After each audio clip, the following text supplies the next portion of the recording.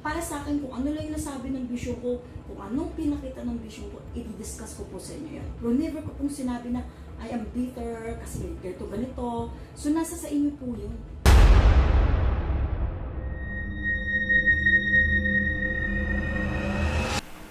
Hello po mga ka-PTV, sa video na ito ay tatalakayin natin ang maugong na kaganapan sa Pilipinas na hindi dapat baliwalain ng mga Pilipino. Pero kung ikaw ay hindi pa nakasubscribe sa aking channel, baka naman.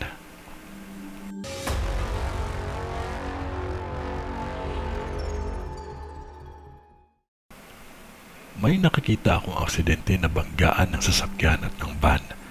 Ngunit ang aksidente na mangyayari pa lamang, sanhi ito ng isang kaganapan na may kinalaman sa krimen. Kaya matinding aksidente at salpukan ng mga sasakyan ito. At hindi ito kalayuan sa police station.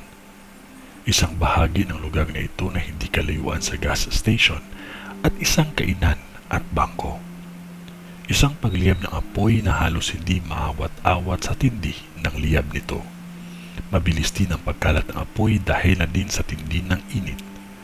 Karamihan na nakikita ko sa lugar na ito ay nasunog na halos sa isang buwan ay 3 sunog na magaganap. Malaking sunog dito ang isa at ito ay halos kalapit lang ng bilihan ng gamot na isang butikang sikat at kilala.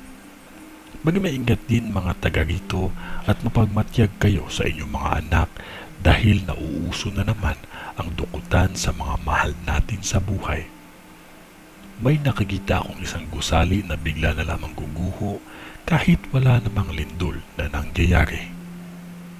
Gabayan ninyo ang inyong mga anak upang maiwasan ang usapin sa panghahalay dahil ito ang mas maugong na kaganapan na mangyayari pa lamang.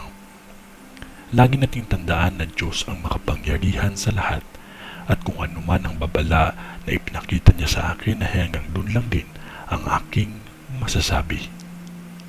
Manalangin palagi.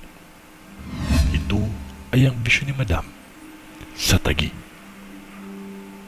Sa ngalan ng Diyos Ama, ng Diyos Anak, at ng Diyos Espiritu Santo. Amen.